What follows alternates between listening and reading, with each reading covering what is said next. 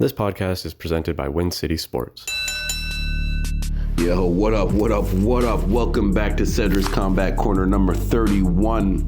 I am your host, Cedric Ben. Today on the Triple C's podcast, we'll be going over the big heavyweight rematch from last Saturday. Deontay the Bronze Bomber Wilder versus the Gypsy King Tyson Fury. Mr. Fury shocked the world with a 7th round TKO of Deontay Wilder. Wilder's corner threw in the towel. The ref was about to stop the fight at the same time anyway, so one of them, I would have stopped it a round earlier, to be honest with you. But we'll get into that detail a little bit later. Fury shocks the world. Now, some people might be surprised by hearing me use the specific phrase, shock the world, because a lot of people were actually predicting Fury to win. But nobody was expecting him to win like that. Nobody was expecting him to destroy Deontay Wilder like that. And that, just a quick side note, I'm going to get back to the fight in a second, but that's one of the reasons why I hate betting on fights, because there's so many X factors that we don't know about when it comes to the preparation of the fight that, two guys or girls that have to go through that we don't know about. Tyson Fury, this guy stepped on the scale 15 pounds heavier than the first fight. Now, so did Deontay Wilder, but you look at Deontay Wilder, he still looks ripped. Tyson Fury did not look, he just looked bigger. So my first thought, and plus, these are little signs that do tell the truth most of the time. Not in this case, though. Tyson Fury, he kept his shirt on during the weigh-in, like on the scale. Most guys, take their shirt off and flex their muscles for everyone to see how ripped they are. He kept his shirt on. That's usually a sign that a guy is not in shape and he's trying to, wait till the last moment before the fight starts to take his shirt off. So he's showing all these signs, weighed in 273. So that means at fight time, he was actually closer to like 290, 6'9", 290 pounds. I'm like, this guy is not in shape. He's not ready to do this. And he sure proved me wrong, man. He boxed in an aggressive boxing style. Because let me break it down. Most of the time, most boxers are categorized into two things. They're either considered a boxer, that likes to really conscious of their defense, picks their shots, moves around, has good lateral movement. Some people would consider that boring. And then there's the brawlers who just come forward, don't mind taking one of your shots to give you two of theirs. And those are the crowd-pleasing type of guys and girls because, that they bring the action to you. If you're not bringing it to them, they will bring it to you. Tyson Fury he's a very good blend of both of them. He's an aggressive boxer because he comes forward, but he's still conscious of the defense too. You still got to be conscious of what might come back to you. And when you're fighting Deontay Wilder, who has a 95% KO record, that might come back is a big might. So you really have to be careful. So much respect to Tyson, the way he performed. Specifically about Wilder now, everyone's trying to pinpoint what exactly went wrong. People are blaming the coaches, his legs or whatever. I say give all the credit to Tyson Fury. No excuses, man. No excuses. Give all the credit to Fury and the way that he performed. I'm actually really disappointed at some of the things that I'm hearing, some of the excuses that I'm hearing from the Wilder side. I was going for him, but I'm not liking what I'm hearing.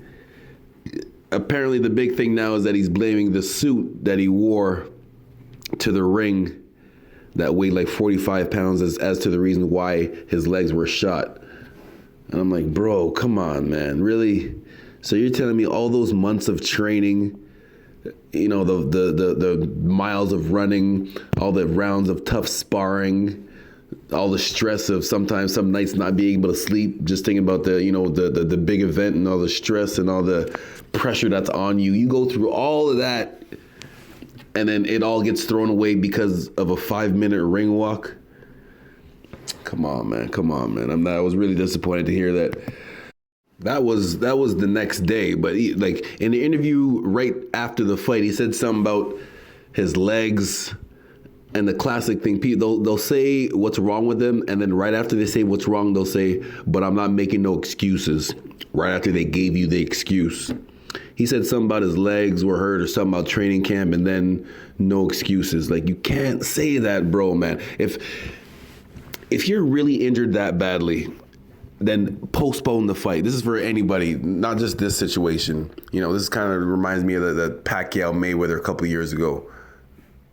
If you're really injured that badly, postpone the fight.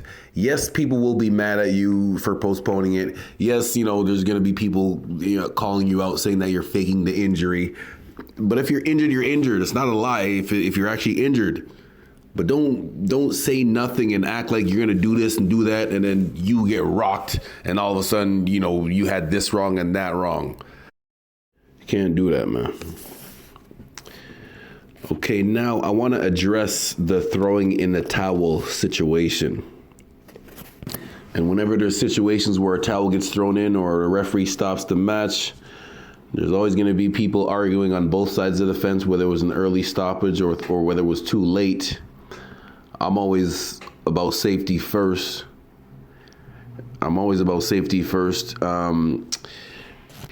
I've been a coach for 14 years.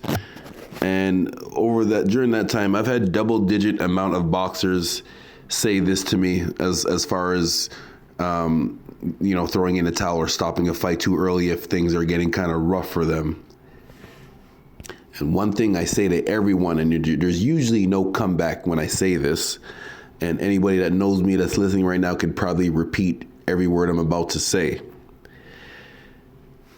I would rather you be mad at me for stopping the fight too early rather than me coming to visit you in the hospital because I stopped it too late.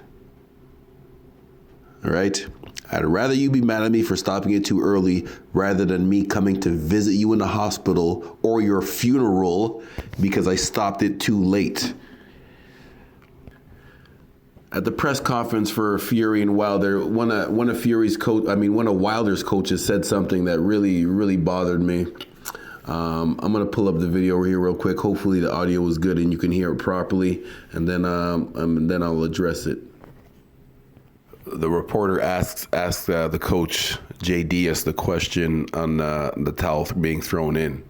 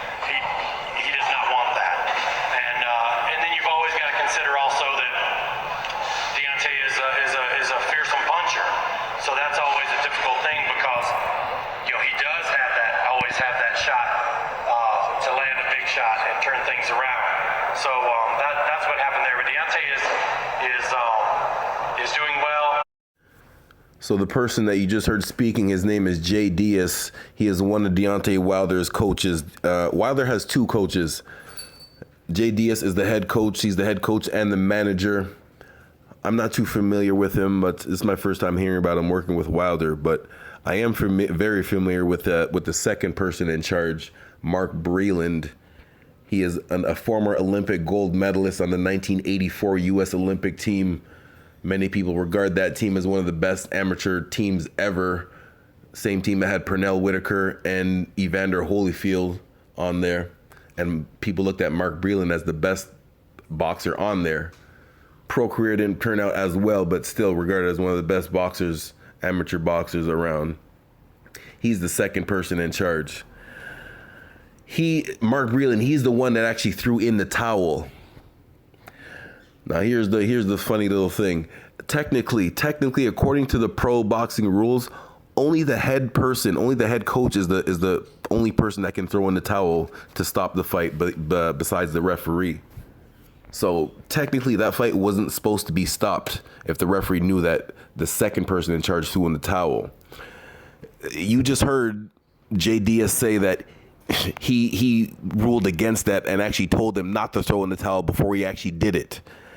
Now that just goes to show you that, and this is all you fighters out there, boxers, MMA fighters, please make sure that your support team, your coaches and your managers, make sure that they value your life over your career.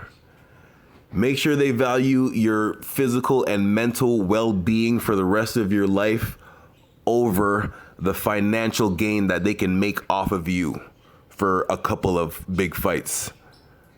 And if it doesn't work out, they're just going to move on to the next one. You got to be careful of that. You got to be careful of that.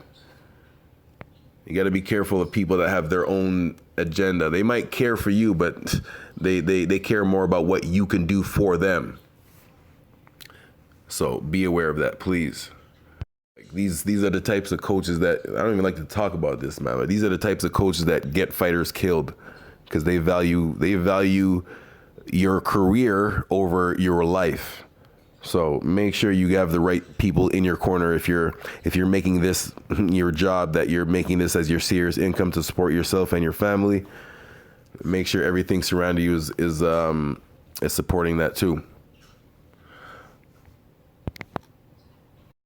Yeah, all right, back to the positiveness. Tyson Fury. Congrats again, man. This guy, he did it, man. He did it. And you know what? This guy, he's good for boxing, man. He's great for boxing right now. Inside and outside of the ring. I mentioned before how the way he fights in a crowd-pleasing style that satisfies the average fan that doesn't really know that doesn't really understand the technical part of it. And he satisfies the pure boxing fans because he does show boxing skills. And, good skills for someone that's 6'9", almost 300 pounds come fight night. I'm very impressed with how he's able to move at that size. And outside the ring, yeah, man, he's the best talker in boxing. He's the best talker in boxing because he's not just talking like threatening, but he's actually funny with his what he does, man. So. Yeah, man. The only thing is, he's 31 right now, so he's starting to get closer to the end of his career. Definitely, he has 2 more fights on his ESPN contract, so obviously everyone wants to see him fight Joshua next. Joshua, he wants no parts of coming back to the United States for a fight. Fury has 2 more fights in the U.S. on his contract, so we'll see how that goes.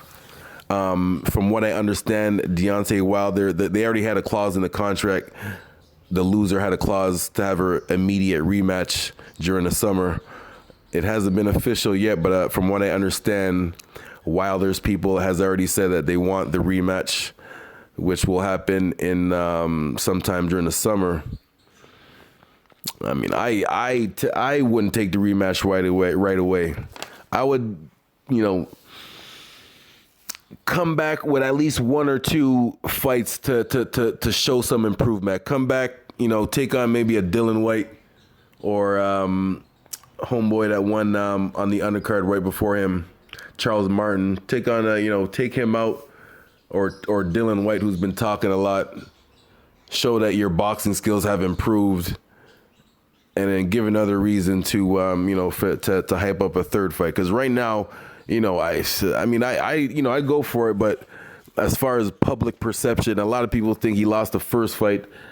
Obviously we know how the second one turned out. So, as far as the third one goes, there's not a lot of people that are going to be believing that Wilder's going to be able to pull that one out. So I would suggest for him to have one fight. I would say take on Dylan White. Show that you can use the jab. Show that you got boxing skills. Don't come with no excuses. and then prove that you can get that strap back. And with Wilder, man, I don't know, man. I hope with this loss now he understands how he can improve. Because I've said this before. The guy, he's had 40 fights. Everybody knows that he relies on that right hand.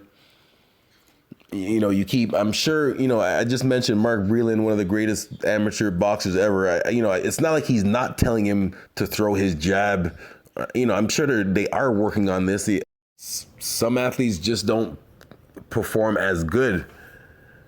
And then, of course, specifically in a case like Wilder, where even though he has all these flaws, in 95% of his matches, they end the same way with him and that right hand landing and the person not getting up. So I guess there was never any sense of urgency to correct those flaws. But now that he's lost in the biggest fight of his career, hopefully that will wake him up. And come back stronger in the rematch. Yeah, but I don't know. Wilder, Fury, I got to give respect to Sugar Hill from the Crunk Gym. Much respect to the Crunk Gym. I brought my boxers over there just a couple of weeks ago for some good, tough sparring. Sugar Hill, Tyson Fury's new head coach, the head coach at Crunk Gym. Obviously taking the teachings of the late great Manuel Stewart, rest in peace. I just seen a video the other day of Emmanuel Stewart saying a couple of years ago that Tyson Fury was going to be the next one up as long as he stayed focused. I wish I would have known that before the fight. So yeah, man, Tyson Fury doing his thing. Much respect to the guy. Hopefully he stays focused. The last time that he was in this position on top of the hill after he beat Klitschko, he kind of slipped up like a lot of people do in life. He was able to bounce back and come back strong, regain his titles. Hopefully he can stay focused and keep doing his thing. The heavyweight division is big right now, man. That's good. We'll see what Joshua does next. Alexander Usyk is coming up, but I think by the time Usyk is ready, Fury will probably be done, man. Fury's probably going to be done.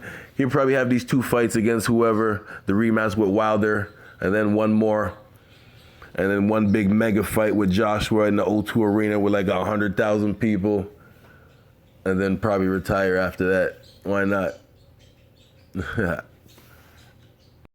All right, now for the BTF boxing training focus of the week. To get your weak hand stronger. If you're hitting the bag, just in general, if you're right hand, you obviously one hand. Everyone has one hand stronger than the other. The goal in boxing is to have just as much confidence in your other hand, in both hands.